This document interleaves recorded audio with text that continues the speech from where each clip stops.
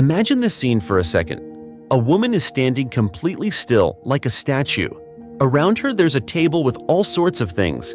A soft, pretty rose, some yummy grapes, but also a pair of sharp, pointy scissors, a super sharp knife like a doctor uses, and even a real gun with bullets inside. And here's the unbelievable part. She tells everyone in the room that they can do absolutely anything they want to her, and she won't even try to stop them. Crazy, right? What do you think would happen? Would people be nice? Would they be curious? Or would things get scary? Well, the story of what happened during those 6 hours back in 1974 is way more intense than you can probably imagine, and it really makes you think about what people are like deep down. So let's go back to the beginning and see how this whole mind-blowing thing started. Way back in 1974, there was this artist named Marina Abramović. She was known for making art that wasn't just paintings or sculptures. She did something called performance art, which is like a live show where the artist themselves is the main part of the artwork. It's often meant to make you think, feel something strong, or even make you a little uncomfortable. This time, Marina came up with a performance piece she called Rhythm Zero. The idea was super simple on the surface, but it had a really deep and unsettling meaning. For 6 whole hours, that's a really long time, Marina would stand completely still. Not a single blink, not a twitch, nothing. Like a human mannequin. And around her, on a plain table, she carefully arranged 72 different objects. Now these weren't just random things she found lying around. She picked each one for a reason. Some of them seemed harmless, even nice. Think about a beautiful velvety red rose, the kind that smells sweet. Or a bunch of juicy plump grapes that you'd want to eat. Maybe there was a soft feather or a piece of smooth cloth, things that wouldn't hurt a fly. But then, mixed in with these innocent items were things that could cause real pain and danger. There were those sharp scissors, the kind you have to be careful with.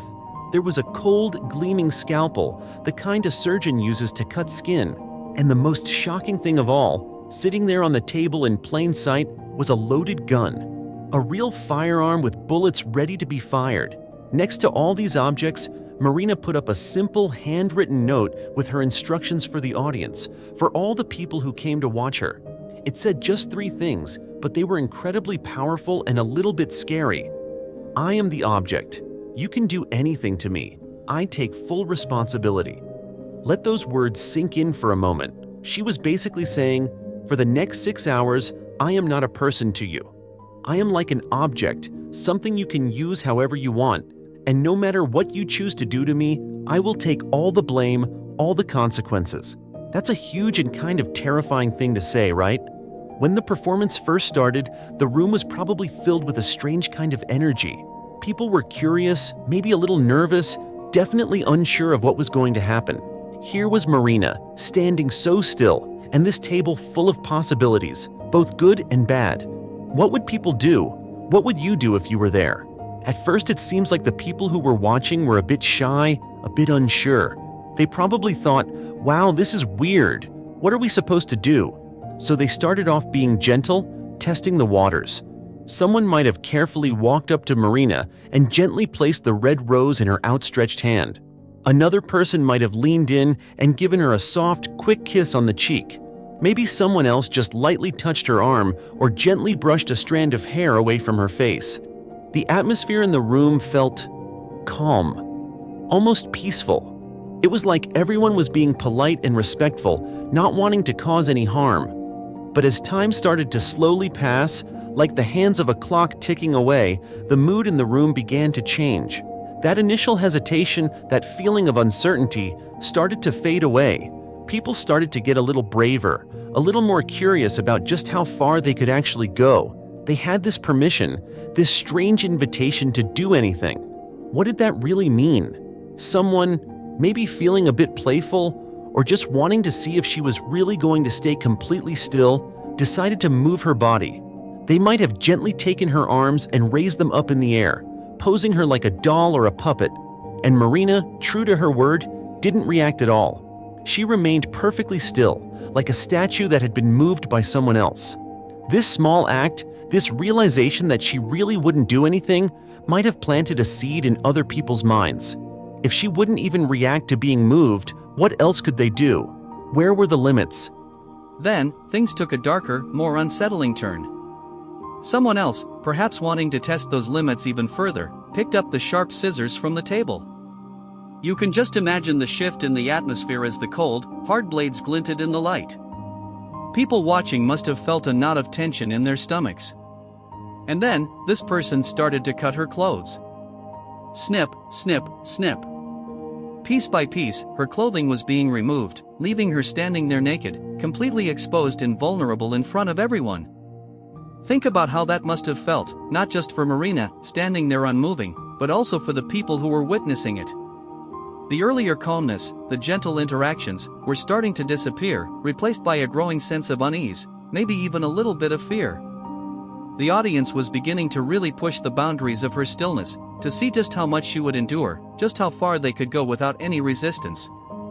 As the performance continued, the actions of the audience became more and more intense, more and more disturbing. By the third hour, halfway through the 6 hours, the atmosphere in the room had completely changed. It wasn't just about gentle touches or moving her arms anymore. It turned violent.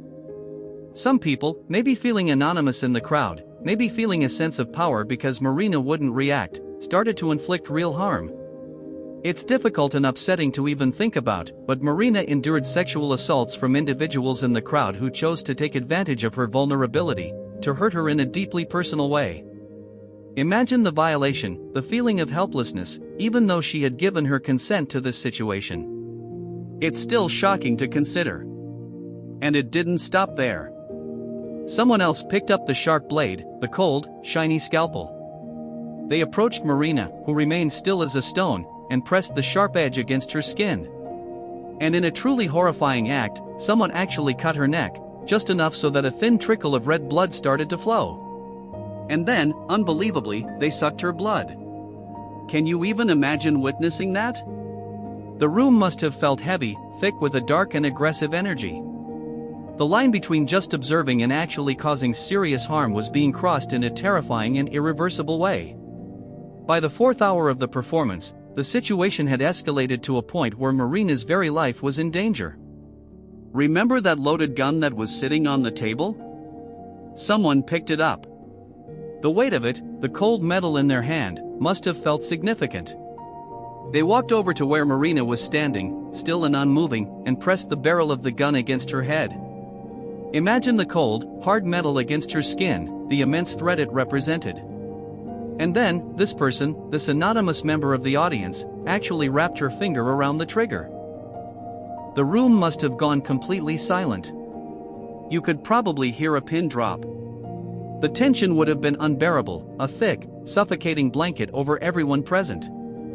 Some people in the audience watched in complete and utter horror, their hearts pounding in their chests, their minds screaming for it to stop. Others, chillingly, were just curious. They wanted to see what would happen next. Would this person actually pull the trigger? Would they really go that far? What would be the ultimate limit? At this critical moment, something else happened within the audience itself. A fight broke out among the spectators.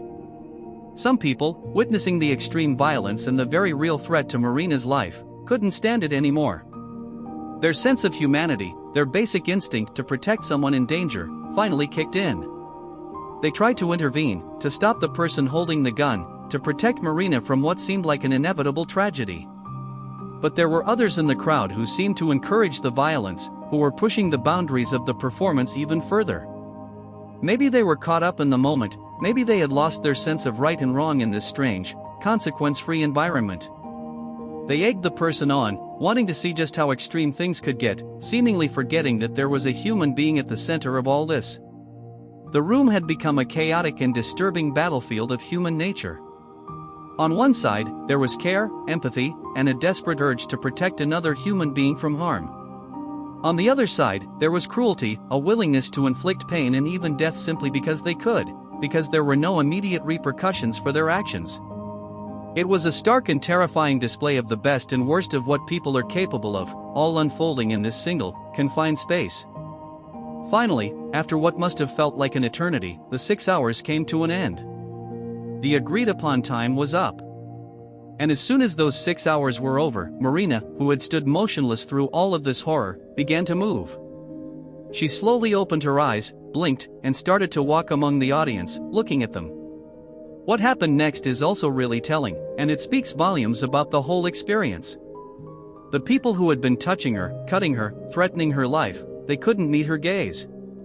They looked away, shuffled their feet, and scattered, avoiding her eyes as if they were ashamed of what they had done.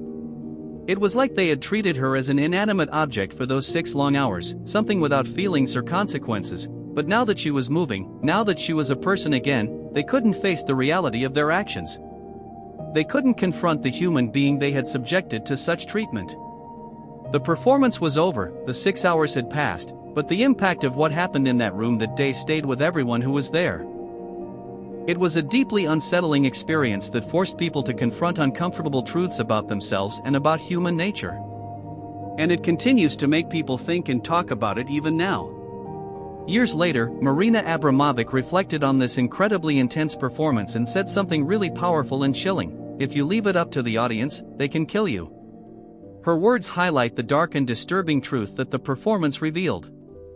It showed just how easily people can lose their sense of empathy, their sense of right and wrong, when they feel like there are no rules, no consequences, and no accountability for their behavior.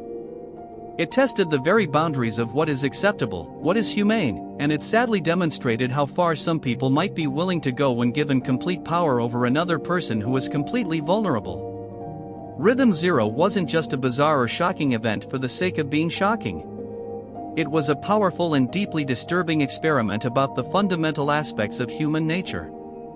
It forced people to confront uncomfortable and unsettling questions about themselves, about the society we live in, and about the potential for both incredible kindness and shocking cruelty that lies dormant within us all. It's a story that stays with you long after you hear it, making you wonder what you might have done if you were in that room, and what it ultimately says about the complex and sometimes frightening nature of humanity.